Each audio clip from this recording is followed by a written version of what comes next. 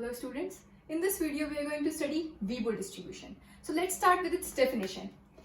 एक कोई भी continuous random variable है x. A continuous random variable x is said to follow Weibull distribution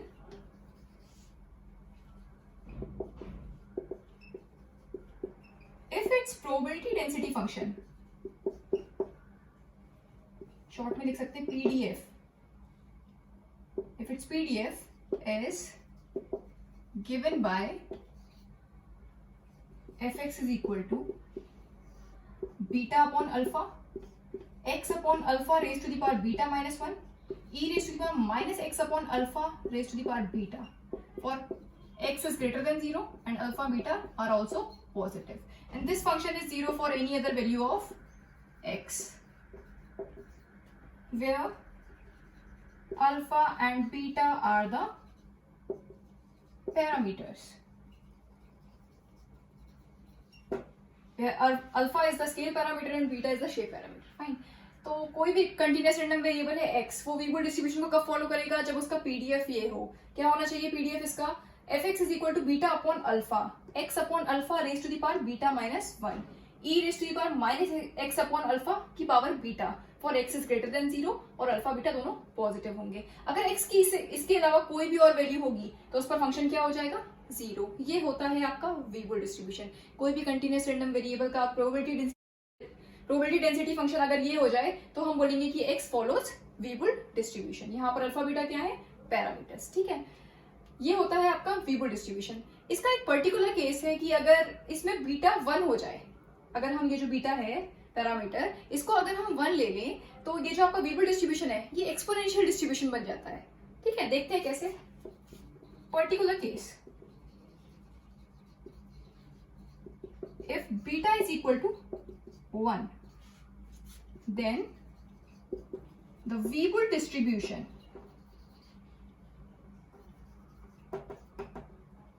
becomes identical to exponential distribution.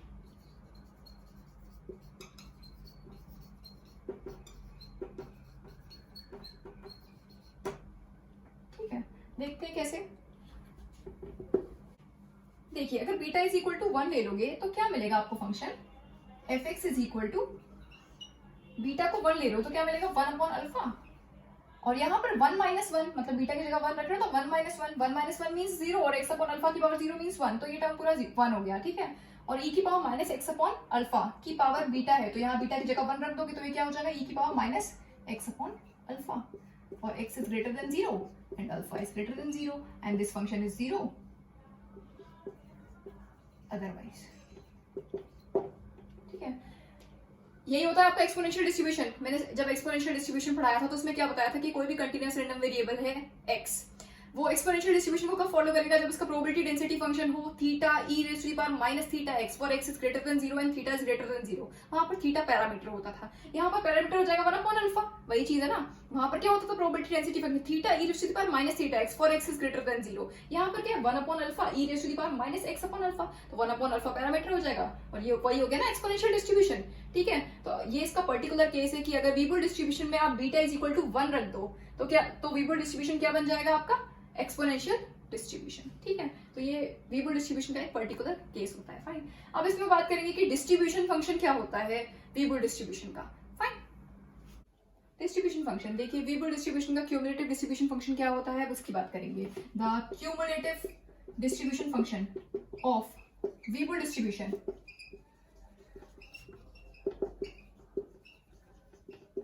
Is given by, देखिए generally अगर किसी भी डिस्ट्रीब्यूशन के लिए अगर हम डिस्ट्रीब्यूशन फंक्शन लिखते हैं तो हम उसको किससे डिनोट करते हैं? कैपिटल fx, और ये होता क्या है? Probability of variate x is less than equal to x. ये होता है ना जनरली किसी भी डिस्ट्रीब्यूशन के लिए हम डिस्ट्रीब्यूशन फंक्शन लिखें तो वो यही होता है fx is equal to probability of variate x is less than equal to x. ठीक है, यहाँ पर हम वीबुल डिस्ट्रीब्यूशन की बात कर रहे हैं तो ये क्या हो जाएगा? 0 टू x fx dx. ये लिमिट हमने यही क्यों ली? 0 टू x क्यों ली? अपर लिमिट तो आपकी x ही रहेगी. लोअर लिमिट 0 क्यों ली? क्योंकि जो आपका probability density function Weibull distribution के लिए जो डिफाइंड होता है वो जब x ग्रेटर देन 0 है उसके लिए डिफाइंड है. ठीक है, और जब x की कोई भी और वैल्यू है इसके लिए आपके फंक्शन की वैल्यू 0 है, ठीक है, इसलिए हमने लोअर लिमिट ली 0। तो ये हो गया 0 to x f(x) dx। यहाँ पर आप प्रोबेबिलिटी डेंसिटी फंक्शन रख दीजिए और वेरिएबल डिस्ट्रीब्यूशन और इसको इंटीग्रेट कर लो, आपको डिस्ट्रीब्यूशन फंक्शन मिल जाएगा, ठीक है। तो ये क्या हो जाएगा 0 to x। और प्रोबेबिलिटी डेंसिटी फंक्शन क्या होता है वेरिएबल डिस्ट्रीब्यूशन का? Beta upon alpha x upon alpha raise to the power beta minus 1 e raise to the power minus x upon alpha की पावर बीटा dx। इसको integrate कर लेंगे। अब इसको इंटीग्रेट कैसे करेंगे? ये जो आपका x अपॉन अल्फा की पावर बीटा है इसको एक नया वेरिएबल मान लो। लेट x अपॉन अल्फा की power beta is equal to y, ठीक है, इसको एक नया वेरिएबल y मान लिया। अब क्या करोगे? इसको डिफरेंशिएट कर लो, देखो क्या मिलेगा। Beta upon alpha x upon alpha की power beta minus 1 dx is equal to dy। ये कैसे मिलेगा? देखो जब आप इसको डिफरेंशिएट करोगे क्या मिलेगा? बीटा x अपॉन अल्फा की पावर बीटा माइनस 1 और फिर x अपॉन अल्फा को फिर से करोगे with respect to x differentiate, तो क्या मिलेगा? 1 अपॉन अल्फा। तो ये क्या आ जाएगा? Beta upon alpha x upon alpha की power beta minus 1 dx is equal to dy। ये वैल्यूज उठाकर यहाँ पर पुट कर दो, ठीक। तो ये क्या हो जाएगा? अभी इंटीग्रेशन हो रहा है विद रिस्पेक्ट टू x। अब जब x अपॉन अल्फा को आप नया वेरिएबल y में चेंज कर दोगे तो इंटीग्रेशन किसके रिस्पेक्ट में होगा? y के रिस्पेक्ट में, ठीक है। लिमिट्स भी देखनी पड़ेंगी, लिमिट्स चेंज हो रही है कि नहीं, क्योंकि अभी तो लिमिट्स x की है ना।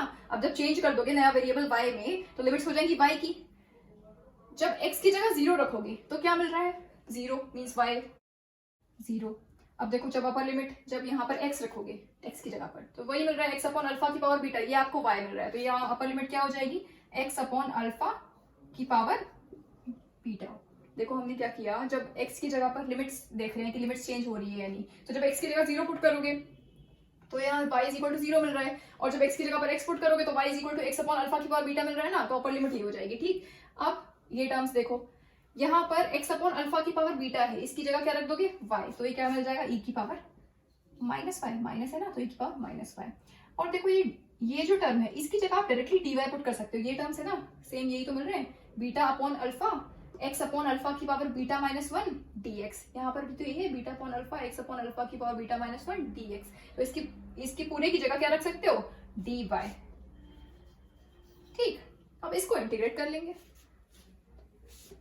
देखो इसको इंटीग्रेट करोगे तो क्या आपको क्या मिलेगा? माइनस e की पावर माइनस y, e की पावर माइनस y को इंटीग्रेट कर रहे हैं विद रिस्पेक्ट टू y, तो आपको क्या मिलेगा? माइनस e की पावर माइनस y। तो माइनस e की पावर माइनस y और लिमिट्स लगा दो 0 टू x अपॉन अल्फा की पावर बीटा, ठीक है। तो upper limit minus lower limit, ये क्या मिल जाएगा आपको? e की power minus x upon alpha की पावर बीटा, ठीक है। और माइनस जब y की जगह 0 पुट करोगे तो क्या मिल जाएगा? e की power 0 is equal to minus e की power minus x upon alpha की पावर बीटा, और e की पावर 0 मीन्स 1। तो ये आपको क्या मिल गया? 1 माइनस e की power minus x upon alpha की पावर बीटा, ठीक है। तो आपका डिस्ट्रीब्यूशन फंक्शन क्या हो जाएगा? f(x) is equal to 1 minus e की power minus x upon alpha की power beta for x is greater than 0 and 0 otherwise, ठीक है। ये हो गया आपका cumulative distribution function of Weibull distribution, ठीक। f(x) is equal to 1 minus e की power minus x upon alpha की power beta for x is greater than 0 and this function is 0 for any other value of x, ठीक। इस तरह से निकालते हैं distribution function of Weibull distribution. Fine. अब बात करेंगे कि वीबर डिस्ट्रीब्यूशन का मीन एंड वेरिएंस क्या होता है, ठीक है।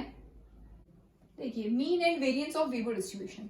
देखो मीन एंड वेरिएंस कैसे निकालोगे? मीन क्या होता है? आपका फर्स्ट मोमेंट अबाउट ओरिजिन जो निकालते हो वही होता है आपका मीन, और वेरिएंस क्या होता है? सेकंड मोमेंट अबाउट मीन जो निकालते हो वो होता है आपका वेरिएंस, ठीक।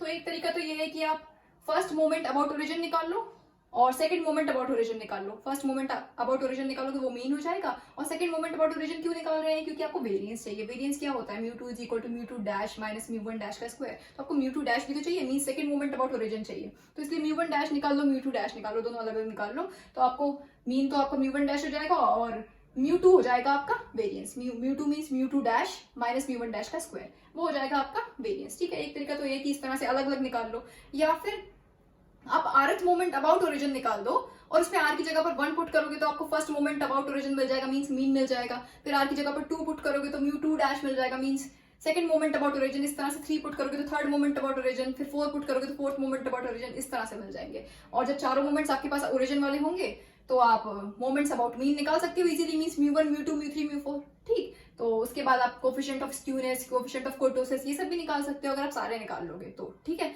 इसलिए हम ऐसा करते हैं कि rth मोमेंट निकाल लेते हैं, rth मोमेंट अबाउट ओरिजिन, ठीक, और उसमें r की जगह पर 1 2 3 4 पुट कर देंगे, वो आपको मिल जाएगा म्यू1 डैश म्यू2 डैश म्यू3 डैश म्यू4 डैश। उससे आप इजीली निकाल सकोगे सारे मोमेंट्स अबाउट मीन, ठीक है।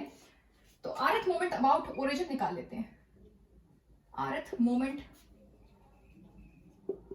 अबाउट ओरिजिन, ठीक है। इसका मतलब क्या है, म्यू आर डैश, इसी से नोट करेंगे। जब अबाउट ओरिजिन हम मूवमेंट्स निकालते हैं तो उसमें डैश लगा देते हैं, जब अबाउट मीन निकालते हैं उसमें डैश नहीं लगाते हैं। ये डिनोट करने का तरीका है, म्यू आर डैश। ये क्या हो जाएगा, expectation of x raise to the power r, यही होगा ना, ठीक है। अब expectation of x raise to the power r का मतलब क्या है, ये क्या हो जाएगा, 0 टू इंफिनिटी, क्योंकि जो आपका probability density function Weibull distribution में x इज इक्वल टू 0 से इंफिनिटी के लिए आपको फंक्शन की वैल्यू गिवन है, मींस डिफाइंड है, और x की कोई भी और वैल्यू के लिए आपका probability density function Weibull distribution का 0 होता है ना, तो आपकी लिमिट्स क्या हो जाएंगी, 0 से infinity, x raise to the power r और fx dx। यहाँ पर फंक्शन की वैल्यू पुट कर दो, इसको इंटीग्रेट कर लो, आपको म्यू आर डैश मिल जाएगा, ठीक है। तो 0 to infinity x raise to the power r और fx, आपका probability density function Weibull distribution का क्या होता है, beta upon alpha x upon alpha raise to the power beta minus 1 e raise to the power minus x upon alpha की power beta dx, ठीक। अब इसको इंटीग्रेट करेंगे, सबसे पहले वही करते हैं कि x अपॉन अल्फा की पावर बीटा को एक नया वेरिएबल मान ले रहे हैं y, ठीक है।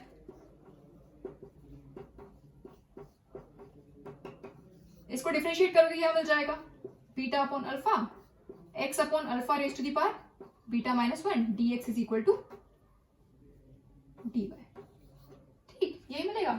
अब ये वैल्यूज उठाकर यहाँ पर पुट कर दो। लिमिट्स में देखो, लिमिट्स में कोई चेंज आ रहा है, अभी लिमिट्स क्योंकि x की है, इंटीग्रेशन हो रहा है विद रिस्पेक्ट टू x, तो ये लिमिट्स x के लिए गिवन है।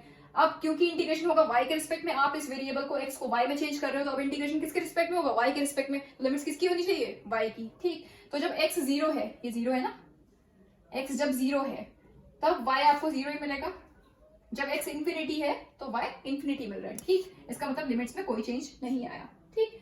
x की पावर r, अब इसको आप चेंज कर रहे हो, देखो x को y में चेंज कर रहे हो ना, तो मींस इसकी जगह आपको पुट करनी पड़ेगी यहाँ से वैल्यू जिसमें y आ रहा हो, ठीक। तो इसको आप क्या लिख सकते हो, यहाँ से अगर x निकालोगे तो ये x आपको क्या मिल जाएगा, यहाँ से x is equal to alpha y की पावर 1 अपॉन बीटा, ये मिल जाएगा।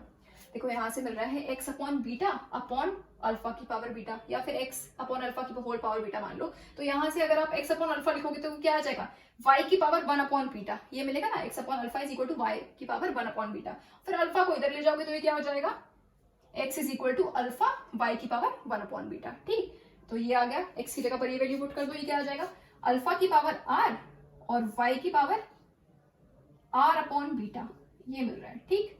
x की पावर r है ना, और x क्या है, अल्फा, y की पावर 1 अपॉन बीटा, तो अल्फा की पावर r और y की पावर r अपॉन बीटा, ये आ गया। और देखो ये वाला जो टर्म है, beta upon alpha x upon alpha beta minus 1 dx, ये टर्म है ना यहाँ पर, तो इसकी जगह आप डायरेक्टली dy लिख सकते हो। और इस वाले टर्म में x अपॉन अल्फा की पावर बीटा, इसकी जगह हम लिख देंगे y, तो e की पावर माइनस y, और इस टर्म, ये टर्म और dx, इसकी जगह क्या आ जाएगा, dy, ठीक। देखो अब इसको क्या लिख सकते हो, ये जो अल्फा की पावर r है इसको हम इंटीग्रेशन के बाहर ले सकते हैं, ये हो जाएगा अल्फा की पावर r 0 टू इंफिनिटी, और देखो यहाँ से क्या मिल रहा है, ये e की पावर माइनस y, और ये है y की पावर r अपॉन बीटा, तो y की power r upon beta plus 1 minus 1 लिख सकते हैं, प्लस 1 माइनस 1 मीन्स 1 को ऐड कर दिया, 1 को सब्ट्रैक्ट कर दिया, dy, ठीक। अब इसको क्या लिख सकते हो, ये आपका गामा फंक्शन बन रहा है ना, 1 प्लस r अपॉन बीटा। देखो जो आपका गामा फंक्शन होता है, गामा n अगर लिखें तो वो क्या हो जाता है, 0 टू इंफिनिटी e की पावर माइनस x, x की पावर n माइनस 1 dx, ये होता है ना। तो यहाँ पर x की जगह पर y है, मीन्स e की पावर माइनस y की पावर, और n की जगह पर क्या है, r अपॉन बीटा प्लस 1, तो ये टर्म हो गया आपका n, मीन्स e की पावर माइनस x, x की पावर n माइनस 1, तो e की पावर माइनस 5, y की पावर दिस माइनस 1 dy, तो n की जगह पर क्या है, r अपॉन बीटा प्लस 1, तो ये क्या हो जाएगा, यहाँ पर होगा ना गामा n, तो ये क्या हो जाएगा, gamma 1 plus r upon beta, ठीक है। इस तरह से हमने इसको गामा फंक्शन की फॉर्म में लिख दिया, gamma 1 plus r upon beta, ठीक। ये आ गया आपका mu r dash. Means rth moment about origin, ये होता है। अब इसमें r की जगह पर 1 पुट कर दो, first moment about origin, r की जगह पर 2 पुट कर दो, second moment about origin, 3 put करोगे तो थर्ड मोमेंट अबाउट ओरिजिन, और 4 पुट करोगे तो फोर्थ मोमेंट अबाउट ओरिजिन मिल जाएगा। ठीक, तो म्यू1 डैश देखिए क्या मिलेगा, r की जगह पर 1 पुट कर रहे हैं तो ये क्या मिल जाएगा, अल्फा 1 + 1 अपॉन बीटा। ठीक है,